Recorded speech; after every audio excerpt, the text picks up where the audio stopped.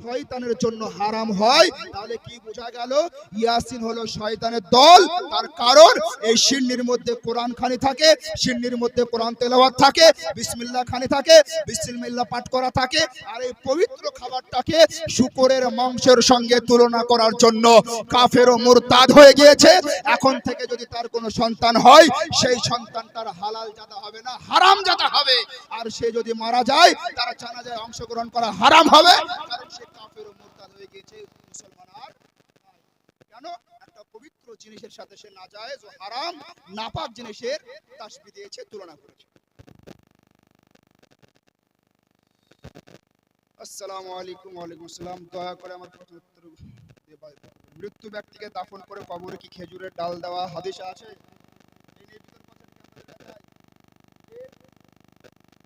মানুষ মারা গেল, মানুষ মারা যাওয়ার পর তাকে দাফন করলেন, দাফন করার পর কবরের চারপাশে বা কবরের উপরে খেজুরের ডাল গেড়ে দেয় কি দেয় না? বুখারী শরীফ, মুসলিম শরীফ, মিশকাত শরীফ সহ একাধিক হাদিসের মধ্যে হাদিস বর্ণিত আছে। আল্লাহর নবী সাল্লাল্লাহু আলাইহি ওয়াসাল্লামের সাহাবী হযরত ইবনে আব্বাস রাদিয়াল্লাহু তাআলা আনহু থেকে বর্ণিত, তিনি বলেন যে রাসূল কারীম সাল্লাল্লাহু আলাইহি ওয়াসাল্লামের সঙ্গে আমরা সাহাবায়ে কেরামরা সফর করছিলাম, একটা কবরের পাশ দিয়ে আমরা যাত্রা করলাম যেখানে দুটো কবর ছিল। আল্লাহর নবী সাল্লাল্লাহু আলাইহি ওয়াসাল্লাম সেই দুটো কবরের পাশে দাঁড়িয়ে গেলেন, সাহাবায়ে কেরামকে বললেন তোমরা একটা খেজুরের ডাল কেটে আনো। রাসূল কারীম সাল্লাল্লাহু আলাইহি ওয়াসাল্লামের হুকুম পাওয়ার পর কোন একজন সাহাবী খেজুর গাছের একটা তাজা ডাল এনে নবীকে দিলেন। নবী আমার সেই তাজা ডালটাকে দুই অংশ করে দুইটা কবরের মধ্যে গেড়ে দিলেন। সাহাবায়ে কেরাম জিজ্ঞাসা করলেন, ইয়া রাসূলুল্লাহ, এই কবরের মধ্যে আপনি দাঁড়ালেন আর দুটো কবরের মধ্যে আপনি খেজুরের ডাল গাড়লেন, এর মধ্যে রহস্য কি আছে?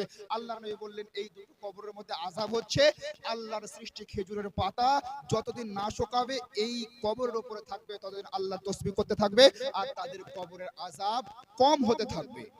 এই হাদিস থেকেই প্রমাণিত যে মৃত্যু ব্যক্তির কবরে খেজুরের ডাল দেওয়া এটা নাজায়েজ ও হারাম, নতুন কোন সিস্টেম, বেদাত নয়, বরং নবীজির সুন্নাত। জোরে বলুন সুবহানাল্লাহ।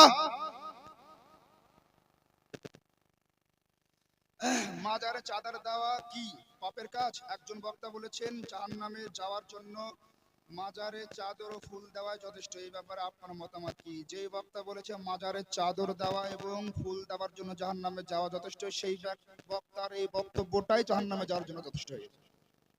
জাহান্নামে যাবে, ও তো জাহান্নামী, ও জাহান্নামে যাওয়া তো অনেক কাজ করেছে, এটাও একটা জাহান্নামে যাওয়ার বড় কাজ। মনে রাখবেন, আল্লাহর যারা ওলি হয়, যারা আল্লাহর প্রিয় বান্দা হয়, তাদের মাজারে, তাদের কবরে ইসলামী শরীয়ত অনুযায়ী চাদর দেওয়া জায়েজ, কিন্তু শর্ত হলো যে চাদরটা দেবেন সেই চাদরটায় যেন কোনো রকম কোরআন শরীফের কোনো আয়াত না থাকে, কোনো সূরা না থাকে, কোনো লেখা না থাকে, পরিষ্কার প্লেন একটা চাদর আপনি মাজারে দিতে পারেন, এটা মুস্তাহাব ও মুস্তাহাসান। খেয়াল রাখা দরকার, যদি কোনো মাজারে আগে থেকেই চাদর আছে, নতুন ভাবে চাদর দেওয়া দরকার নাই। যে কোনো মাজারে একটা চাদর থাকলেই যথেষ্ট, একটা চাদর থাকলেই যথেষ্ট।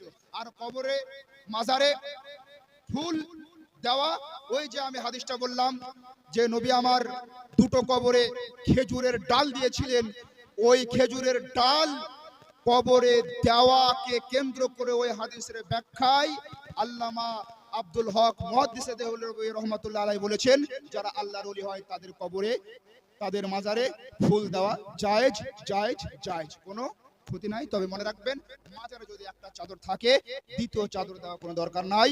যে চাদরটা দিবেন সেই চাদরটা যেন প্লেন। ইসলামী শরীয়ত অনুযায়ী কি কবর বা মাজার জিয়ারত করা যাবে?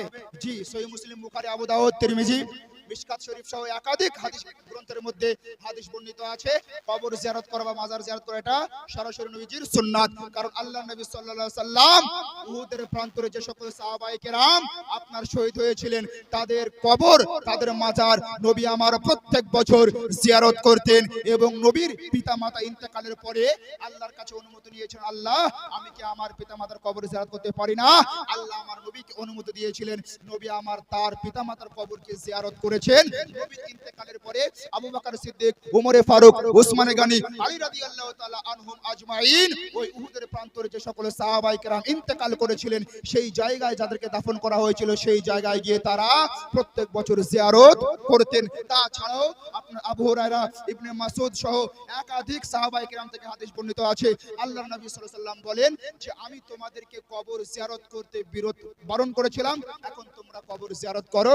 যদি কবর জিয়ারত করো তাহলে তোমাদের আখিরাতের স্মরণ আসবে, আখিরাতের কথা মনে পড়বে, আখিরাতের কথা যদি স্মরণ আসে তাহলে দুনিয়ার গুনাহ থেকে তোমরা বেঁচে থাকতে পারবে। তাহলে কবর বা মাজার জিয়ারত করা এটা নতুন কোনো পদ্ধতি নয়, এটা হাদিস দ্বারা প্রমাণিত, এটা নবীজির পবিত্র সুন্নাত দ্বারা প্রমাণিত, এটা সাহাবায়ে কেরামের সুন্নাত দ্বারা প্রমাণিত।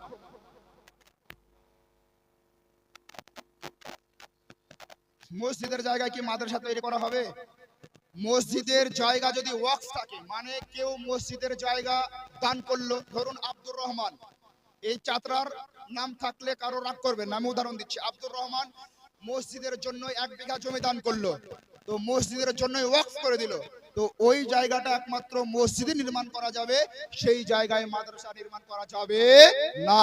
তার মানে মাদ্রাসার জায়গায় মসজিদ নির্মাণ করা যাবে না, মসজিদের জায়গায় মাদ্রাসা নির্মাণ করা যাবে না, কবরস্থানের জায়গায় মাদ্রাসা নির্মাণ করা যাবে না, কবরস্থানের জায়গায় মসজিদ নির্মাণ করা যাবে না, আর মাদ্রাসার জায়গায় কবরস্থান করা যাবে না, আর মসজিদের জায়গায় কবর করা যাবে না। মানে যেই জায়গা যেই কাজের জন্য ওয়াকফ করা হয়েছে সেই জায়গা সেই কাজেই ব্যবহার করতে হবে।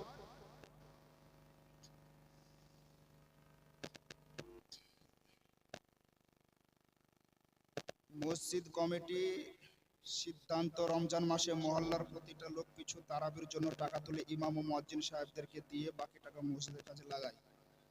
এখন কিছু মানুষ বলছে এটা করা না জায়েজ, তাহলে আমরা এখন কি করব, এর সমাধান দিন।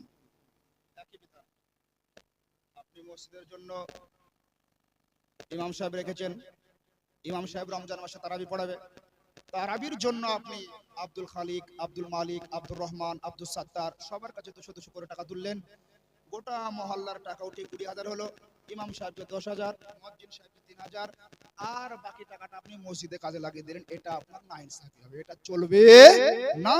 তার কারণ আপনি ইমাম সাহেবের মাথার উপর টাকা উঠিয়েছেন, আপনি ইমাম সাহেবকে এসব করে টাকা উঠিয়েছেন, অতএব ইমাম সাহেবের জন্য যেহেতু পয়সা ওঠানো হয়েছে ইমাম সাহেবকেই দিতে হবে, যদি এতে ইমাম সাহেবের অনুমতি থাকে, আর যারা ওই টাকাগুলো দিচ্ছে তাদের যদি অনুমতি থাকে যে এই টাকাটা ইমাম সাহেবের জন্য উঠানো হচ্ছে, এই টাকা থেকে কিছু টাকা মসজিদের কাজেও লাগাতে পারো, আমরা এটা স্বেচ্ছায় তোমাদেরকে দিচ্ছি, সেখান থেকে কিছু পার্সেন্ট মসজিদের কাজে লাগিয়ে কিছু পার্সেন্ট ইমাম সাহেবকে দিতে পারেন। তবে সব থেকে সূক্ষ্ম বিষয়, প্রত্যেকটা মসজিদের প্রায় 98% মসজিদ কমিটি ইমাম সাহেবদের সাথে প্রতারণা করে এবং তাদের উপর জুলুম করে, তাদের উপর এটা জুলুম করে।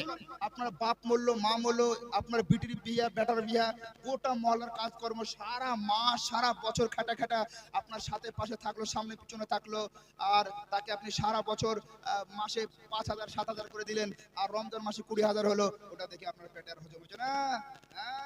আপনার ছেলে যে 50,000 টাকা ইনকাম করে, আপনি যে 50,000 টাকা ইনকাম করেন, তো ইমাম সাহেবের পেট নাই, বউ বাচ্চা নাই, মা বাপ নাই, তার জন্য যে টাকাটা উঠানো হবে সেই টাকাটা তাকেই দিতে হবে, মসজিদের কাজে লাগানো যাবে না, যাবে না, যাবে। আল্লাহ পাক আমাদের সকলকে কবুল করুন, আমরা সবাই পড়ি আল্লাহুম্মা আমিন। আসসালামু আলাইকুম ওয়া রাহমাতুল্লাহি ওয়া বারাকাতুহু।